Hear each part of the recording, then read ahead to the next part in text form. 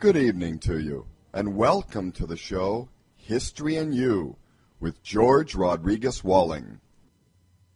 Good evening, and welcome to the show History and You, the show where history matters because you decide what history becomes. Everything has a history to it, and this is an hour of insight where issues and topics are discussed to give you a new focus for you, the audience, to think about. I am your host, George Rodriguez Walling, and I'm very happy to be here with you this evening. If you want to call in and contribute your thoughts, please do so at our new toll-free number. That's 888-627-6008. That's 888-627-6008. Please call me and tell me your views. If not, send me an email at historyandyou@yahoo.com. That's historyandyou@yahoo.com. You'll find me at www.bbsradio.com/historyandyou. That's www.bbsradio.com/historyandyou, all lowercase. Also, please remember to visit and support my Facebook, Twitter, and YouTube links found on the website as follow-ups to each and every program. Tonight's show is brought to you by the folks at Avcom, where traveling safe always matters, and where safe travel is a top priority and always guaranteed. Tonight's topic, does social class matter? Does it matter? Interesting topic. Something to think about because people are always throwing the idea of social class around left and right. But I've often been left wondering, do people really know what social class is, how it fits into our kind of political system, and how people act on it? Democratic society is supposed to be an equal experience for everyone. But is it really? And where does social class fit in? How does it fit in is the more interesting question. What do we mean when we say he or she has no class, or this person is a real class act? What are we saying? Class is one of those elusive concepts that you can't really readily identify. But you know what it is the moment you see it. And that's the interesting thing about it. You can't buy class. You can't inherit it. Having class is just one of those things that certain people have and carry inside them for a lifetime without really knowing what it is. But you act on it every day of your life. You can feel it inside. In some ways, having class is a blessing in disguise, because you know you have something special that so many others just don't have and never will. On the other hand, having class can also be a curse because you are outnumbered by so many people who do not have class. And it'll prove to be a struggle just to live your life among such multitudes to which you will never befriend or ever relate in any way. Having class can be a lonely journey. Social class is not about money, even though money becomes a determining factor in deciding how and under what conditions of material comfort you live. But more than that, social class, at the core, is about living a kind of life which follows a certain quality of moral standard that separates you from the rest of the vulgarity in the world. Why is it that when we decide to buy an expensive car, for example, assuming you can afford one, why will most people not place Texas Longhorns at the front of the hood? Why? Or why won't people place a Woody Woodpecker jingle as the horn on a new Bentley? Why do most people not buy a high-end Mercedes-Benz in lime green or bright purple? Why won't BMW dealers even offer selling their 700 series cars, or for that matter, even their 500 or 300 series in hot pink or zebra colors? Why won't you find a bright green colored house in a very exclusive neighborhood? Graffiti, in some social circles of the art world, is a genre that has finally found acceptance as an art form of expression, and yet one cannot find any in exclusive residential areas, not even in sectioned off murals for such purposes. Why? When people are interviewing for important jobs that personally interests them greatly, why won't they interview with their usual conversational vulgarity? I've always found that to be interesting. Why won't they do that? Why will most people not buy a bright orange tie with monkey faces on it to match a dark navy colored suit? For that matter, why is it that many people don't even own suits because it wears too heavy on them, or don't like wearing ties because it feels too confining at the neckline, or it's too hot, or claim it's choking them alive? I've often been very tempted, for that matter, to tell people whenever an event becomes a bit warm and folks start removing their coats and ties at social functions, particularly at wedding receptions, to also proceed in removing their shirts and pants as well because it's just too damn hot. I once got a dirty look from a rather husky, burly fellow who was in the act of stripping off his garments due to his overactive body furnace, when I further suggested that he take off his skin as well. After all, exposed nerve endings do cool the body a whole lot better and faster than having the skin smother them. Why don't most people today tattoo their faces? How about branding themselves too? Hell, they've done everything else with their bodies. Why not the face? Folks, social class matters because it has to. Short of that is just not acceptable. Nothing short of that will ever be acceptable. Since it is our open-ended class democracy, such as the one America has been seeing and enjoyed for centuries because of its unrestricted upward mobility that has made social class distinctions a blur, well, let me give you a new compass to help you discern your choices and know what to look for. But first, let me give you a quick pause to remind our audience out there, for the participants who wish to join and wish to call in with questions or comments. The number is 888-627-6008. That's our toll-free number, 888-627-6008.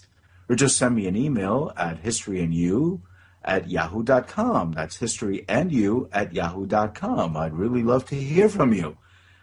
Let me also mention a quick word about the value of Avcom, our sponsors for tonight's show. Airline companies, please listen up. This is a company that truly makes flying the safest and fastest way to travel. And folks here at Avcom really do go out of their way to make sure all of your destinations are met. What do these folks do? Well, they make sure that all instruments on commercial airliners are in proper working order. And you know that that's very important. They also maintain all flight systems according to federal government codes and regulation standards. And why do airlines pay attention to Avcom? Avcom is one of the largest third-party automatic test equipment operators in Miami, Florida. We provide a whole bunch of services. For example, AVCOM operates in 17 ATEs, automatic test equipment systems, and they are approved vendor for 95% of domestic and international air carriers. We have a warranty return of less than 1%. We provide avionics and component repairs, defect rectifications, scheduled maintenance, and overhaul and modifications of avionics. They are an FAA, EASA, pending CAAC approved repair facility, and they have been in business for over 25 years. They are an approved repair station for GMF, Air Transit, Air Wisconsin, Boeing, Comair, Delta, Express Jet, Allegiant Airlines, KLM, Lufthansa, and several others. So please check them out. Folks, call these guys at 305-436-0300. That's 305, local number in Miami, 436-0300. Or you can check them out on the web at www.avcom-avionics.com. That's www.avcom-avionics.com. Okay. Now, there are 5 ways to distinguish social class from social vulgarity. And they are: 1, how we behave; 2, how we live; 3, how we express ourselves; 4, how we dress; and 5, how we view the world. So let's go into the first one and see where that takes us. The first way we distinguish our social class from social vulgarity is often seen in the way we behave. And how might that be? When in public, the act of self-restraint is the better part of manners. We are responsible for our behavior. No one else, just us. And it's also in our behavior that people will judge us for what we are, for the opportunities they give us or deny us, for those who wish to be our friends and those who do not, for those who will marginalize us by talking behind our backs, and for those we provoke unnecessarily in our daily living. Since we cannot always have what we want or wish for, our reaction to adversity when things don't go our way is a sure sign of the quality of class we carry inside. For example, an unbridled temper can lead to a kind of outburst that can leave an awfully bad taste in people's mouths, because it only shows an outlet of frustration based on not knowing how to handle adverse conditions intelligently and with resolve. This is when character must supersede temper, because the nature of an outburst doesn't inspire respect or instill fear in any way. Instead, it is seen as a flash of latent adolescence dressed in a complex of inadequacy, and then just as quickly, it's forgotten. Character, on the other hand, is remembered for the resolve, the stability, and determination it brings to addressing a situation. The maturity, vision, firmness used to compromise circumstances with a low level of emotion stands a much better chance in being remembered as a model of behavior for others to aspire and respect than anything else. It's all about meaning what you say and acting on what you believe to be the right thing to do that matters most. It's all about the content of your character, to quote Martin Luther King. and how much it can hold up to the adversities that challenge it. If not, I'm afraid you stand for nothing. A man with a temper is usually a coward who follows with reluctant devotion a simple template that quietly reads to him, "Tell me what you brag about, and I'll tell you what you don't have." A man of character needs no model to follow. He has God. That's all. Now, this is not to suggest that people with class are not allowed to show temper. Quite the contrary. They are, and they do show temper, and often. But they do so in private and not for public display. This is also, however, a caution to the caveat that follows as a notice to all.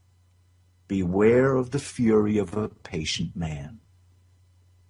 In many cases, being classless is all about being loud and grotesque instead of reserved, measured, and insightful. It's a way of attracting attention that's fun for them, but a nuisance for so many others. And one might even be tempted to conclude that it's some deficiency in intelligence. Hardly that. Instead, it's a cultural condition. It's visceral or a gut response. I was once told long ago that a truly classless person is of another breed. Well, I don't know if I'd go as far as to say that, but they are indeed different. There is a great divide. Another manifestation of our behavior is in the way we eat in public. Oh, yeah. The way people handle their silverware is probably the most telling of all. I can remember seeing a woman years ago grab her fork in a vertical position to stab her meat and hold it in place while the cutting began, and then munch on it like gum. It was frightening. Others talk as they eat, while the rest of us are privy to seeing the food being mauled over and over and over again until that person has the nerve to stop and ask, "Are you listening to me?" Some people chew their food in wide apertures of opened and closed mouths. And then you have others who spit on their food or spit on their plate, blow their nose on the table, or dice up their food into little tiny pieces only to scoop it up like rice. There are those prize-winning folks also who eat their food out of their bowls, neck deep like dogs. And of course, we can't forget those fingers on a mission that roam in the mouths of voracious eaters to pick and dislodge those food particles trapped between your teeth and gums, and then finish their meal with a good pick at the nose or a good-sounding belch for others to remember your food by. All these behaviors and more are sure signs of our lack of class.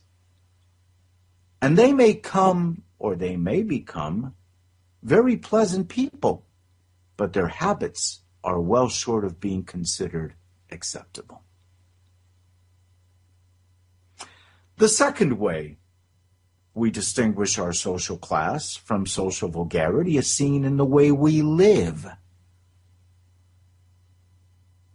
Is the house we live in well kept? Is it organized and neat? Is your front and backyard manicured and presentable?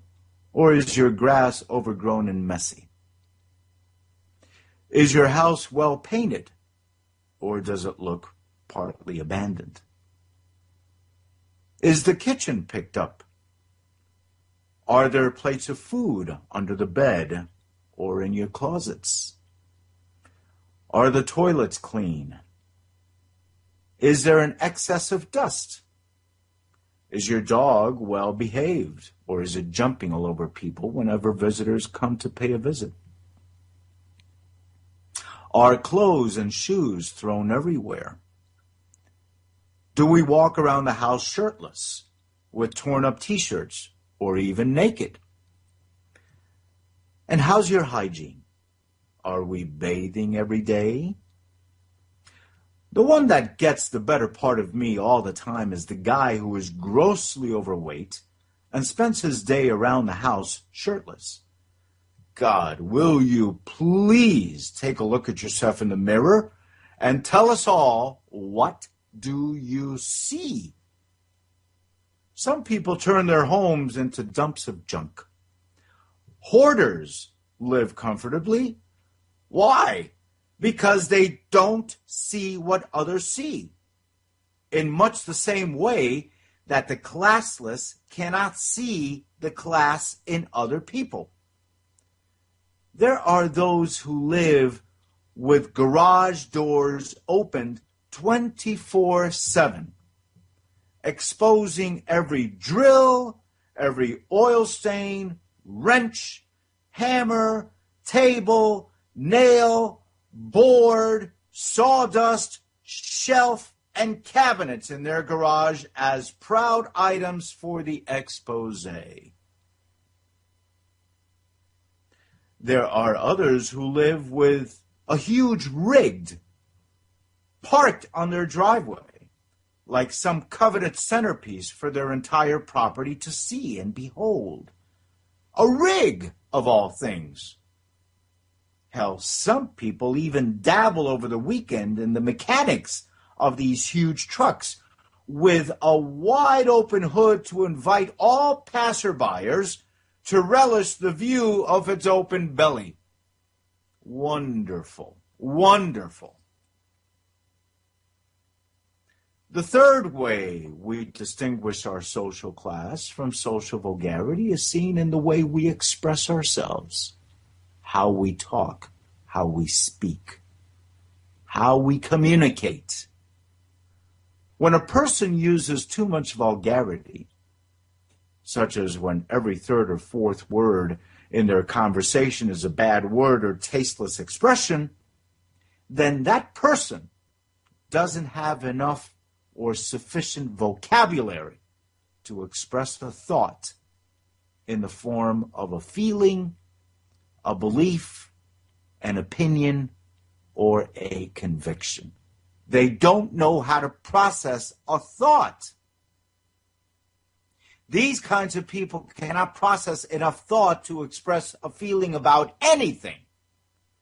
And that's when this kind of frustration quickly turns into anger, where tempers flare and vulgarities begin to spew left and right. And what's worse, they don't even care about how they express themselves. They can care less how the public is judging them. Self-expression is developed through personal instruction at home and from formal education at school. And even then, peers can easily misguide young people. So it's up to parents to follow up in making sure they learn the better parts of expression in their lives. Parents here are the key, because without their reinforcement at home, their kids will be lost to the ways of the world. And the world, more often than not, is not a kind place. To express yourself effectively is a learned skill in knowing how to get what you want. How to get what you want. Vulgar people may think that getting what you want is all about being honest and blunt.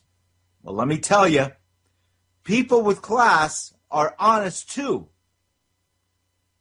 but they are more tactful in how to express a thought, more tactful in how to persuade, and certainly more tactful in how to influence others in doing what you want them to do. Tact, as a form of expression, not only has a taste of class, it can also be, believe it or not, an exercise in power, in making others do what you want them to do. Using tact. It's all about the how to get what the what needs.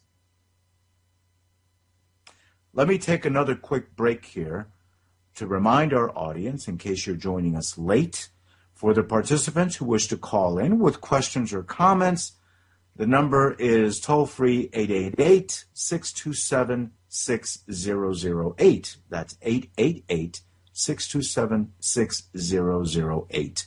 Or just send me an email at historyandyou@yahoo.com. That's historyandyou@yahoo.com. I'd really love to hear from you. Let me also mention another quick word about the value of AVCOM. Airline execs, this is for you. This is for you. Listen up. This is a company that truly makes flying the safest and fastest way to travel. And folks here at AVCOM really do go out of their way to make sure that all your destinations are met. What do these folks do? Well, they make sure that all instrumentation on commercial airlines are in proper working order.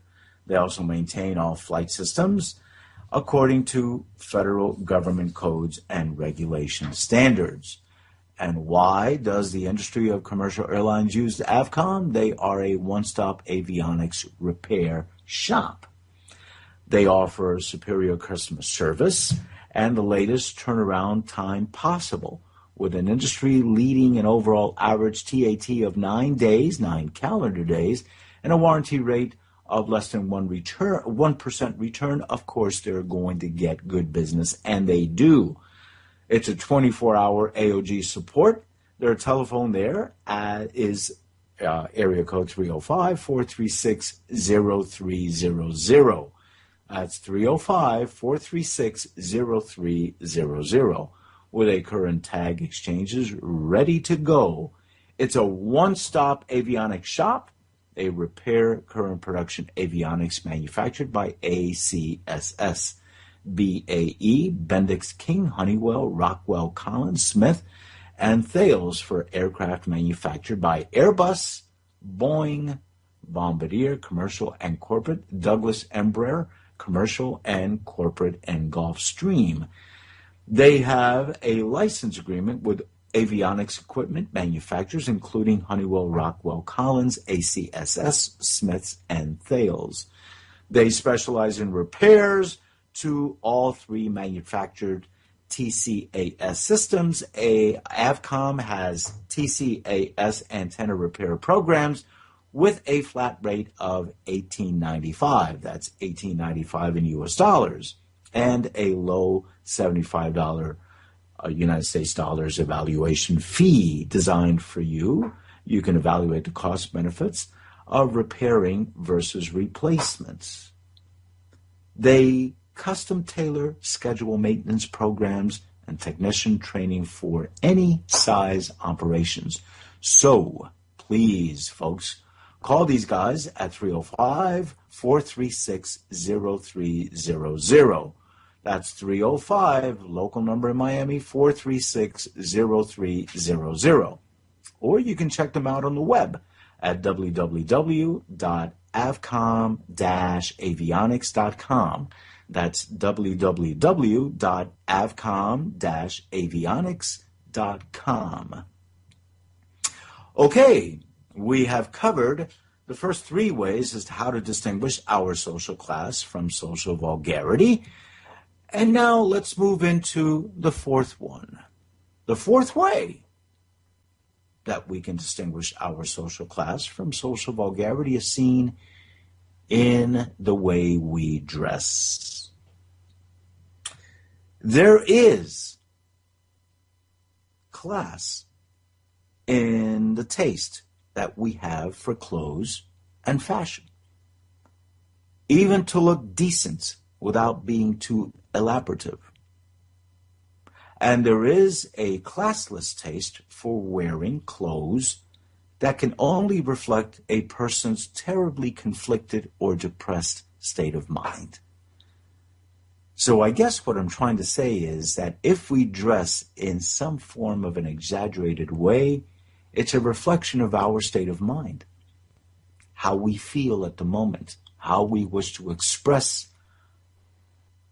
our feeling mentally at the moment. From using torn-up shirts, t-shirts, torn-up shorts, wearing wrinkled or dirty or smelly clothes, dressing in loud or provocative clothing, or putting on an uncoordinated montage of colors which all point to having a total disregard for the way you look in public, all you're doing is making a public statement that's telling the world, I don't care, so you can kiss my ass. There is a mindset to the way you wear clothes, as well as the kinds of clothes you choose to wear. And these choices often reflect, like I mentioned a moment ago, your state of mind, your mood at certain moments, and your disposition to show it.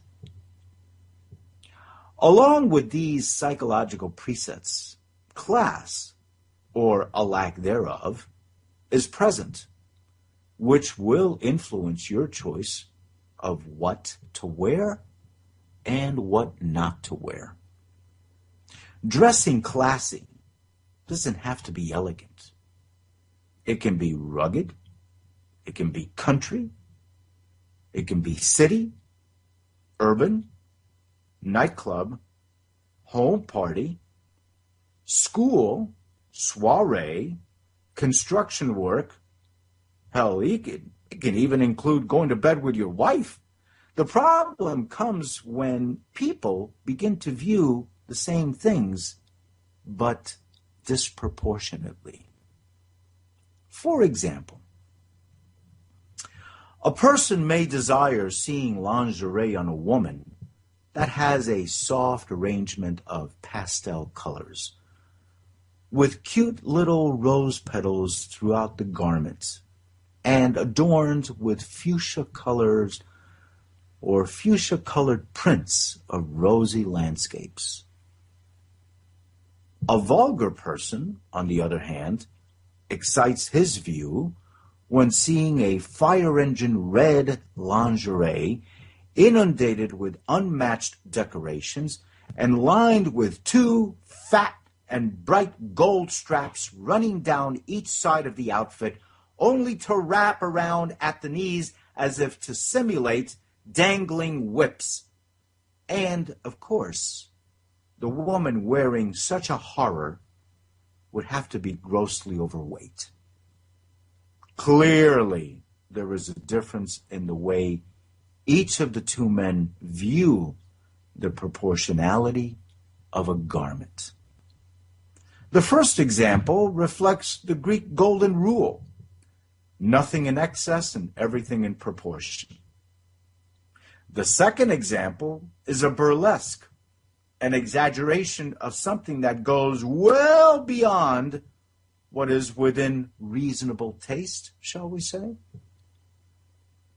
And I think this excess is desired as a way of assuring oneself in his mind the maximum satisfaction possible of something which is not always possible.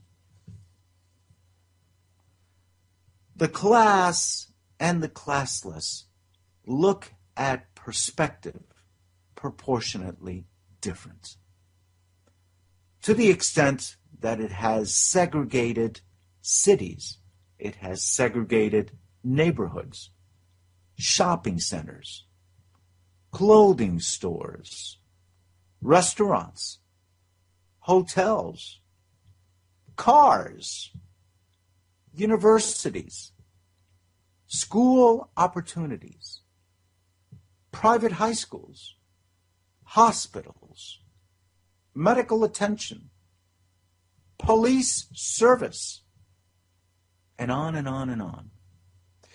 You know, this sort of goes back to an old, very, very old United States Supreme Court case called Plessy versus Ferguson. In this case, which was, I believe, if memory serves me correct, goes back to the year 1896. And in this case, an old doctrine was established called separate but equal. And to make a very long story short, separate but equal here invoked an idea that all public facilities regarding race shall be separated from each other. The whites will have their facilities and the blacks will have their facilities. They will remain separate, but they will also remain, or was supposed to remain, equal. Now, in reality, throughout the passage of time, we came to realize that separate but equal proved itself to be only separate and quite unequal for all of the right reasons, legally speaking, for all of the right reasons. And this came to be finally recognized. It only took almost 60 years, but it finally came to be recognized in the other landmark case when we recall a black little girl named Linda Brown wanted to go to a white school to get herself a better education. And while all of this was perfectly normal in the mind of Linda Brown, yet it caused another landmark case to take place, the famous Brown versus Board of Education of Topeka, Kansas in 1954. So from 1896 to 1954, do the math, it took that long for America to finally recognize that, hey, you know, I think that there's something wrong with the doctrine of separate but equal. But of course, Justice Harlan, in the Plessy case, rendered its dissenting opinion in basically stating that a terrible, terrible civil wrong, to paraphrase, not to quote the man, was being done today in rendering this decision of upholding this terrible doctrine of separate but equal. But now to come full circle, which is the reason why I brought up this doctrine in the first place, is that when it comes to social class, there is, in a way, a lingering residual, a continuum of separate but equalness, in that a kind of segregation, no longer dealing with race, but certainly dealing with social class, still lingers. It still continues to segregate our society. And it segregates our societies in the cities that we choose to visit. Hell, you can go to the right parts of New York and the wrong parts of New York. The right parts of Chicago, Detroit, LA, Miami, where people will say, no, no, no, don't go there. What you want to do is live in this kind of a neighborhood and not that kind of a neighborhood. You see it in shopping centers. This is not a good shopping center to be shopping for clothes or shopping for jewelry or shopping for whatever. You see it in clothing stores. Oh, you want to go to Rodeo Drive as opposed to certain other stores and certain other places where, you know, might be, say, more questionable in the way clothes is thrown about for you to just rummage through it and pick out the blouse or a pair of pants that you want to buy. Or you may have someone that's, in a very snooty way, can come up to you and say, "May I help you?" And, of course, the vulgar run about as if there is a bull in a china shop. You see it in restaurants. You can go to very, very fancy restaurants or to places where you can eat with your hands and the grease just drips off your hands onto the plate. You see it in hotels. You can go to a one-night stand with God knows who and spend the night there or spend the rest of the day there doing I wonder what. Or you can go to a very, very nice hotel where they tend to your every possible whim. All you have to do is watch the movie Pretty Woman, and there you have it. You see it in universities. You want to go to the good universities as opposed to the bad universities. School opportunities with scholarships. Give it to people that have some kind of a different kind of standing in society based on the class they came from, as opposed to the lack of class that they do not have. Is there a connection? Maybe. You can go to bad hospitals or good hospitals. Police service. In Miami, check out the police service in Coral Gables as opposed to the police service in more remote areas of, say, Miami-Dade County or other parts in Broward County. You might find a difference. There is no reconciling between the class and the classless. There's no reconciling here. And this is something that the law cannot do anything about because it's all pathological, folks. It's all endemic. It's nature. Only anthropology can begin to try and make people understand the nature of these differences and have it lead to a consensual acceptance for everyone to embrace. The primary thing to do, however, is not to discriminate, but to simply tolerate, to accept, and to always take the higher road.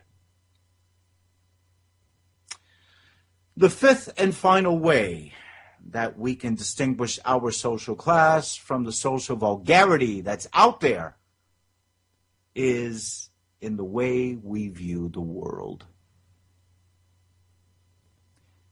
You know, people in life view the world differently. Some see the world and everything in it philosophically.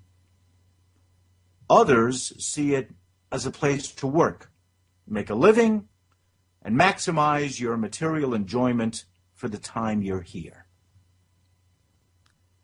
Many people with a good sense of class are not of this world, while those who lack class are very much a part of this world. What do I mean more specifically with that? Well, someone with class thinks in wider apertures, in abstractions, with variabilities, accountability, philosophically, and with humble resolve. The classless do not care to engage in those ways of viewing the world because they don't want to, because they don't have to, because it's not essential for them, because it's not a cultural curiosity, but rather a boring endeavor. It's a simple and primal response. And the interesting part to all of this is that a working class man or a working class woman can easily have extraordinary class. It has nothing to do with what you do for a living. and everything to do with what you're living to do, to be a class act for others to follow.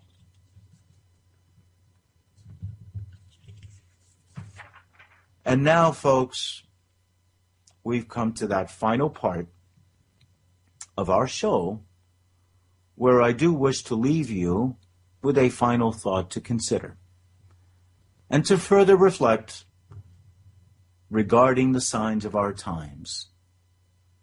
The signs of our times have always been a very, very useful signal for all of us to look at and to see what we're all about, where we're going, the direction that we take in relation to how we wish to choose the quality of our living.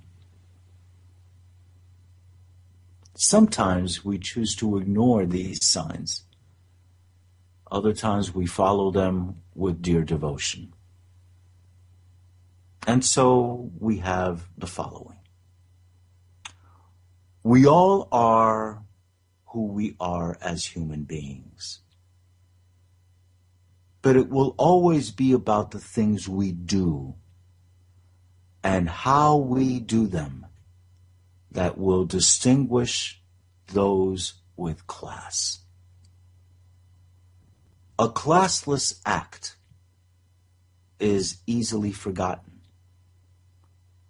but a class act is remembered for a long time because it will inspire the rest of us to be more and to do more for ourselves and for others. Join me again next Tuesday night at 7 p.m. by visiting my website at www.bbsradio.com/historyandyou. That's bbsradio.com/historyandyou. And please remember to visit and support my Facebook and Twitter links on the website as follow-up to each and every program. As your host for this evening's show, this is George Rodriguez Walling, wishing all of you a very, very pleasant evening. Good night.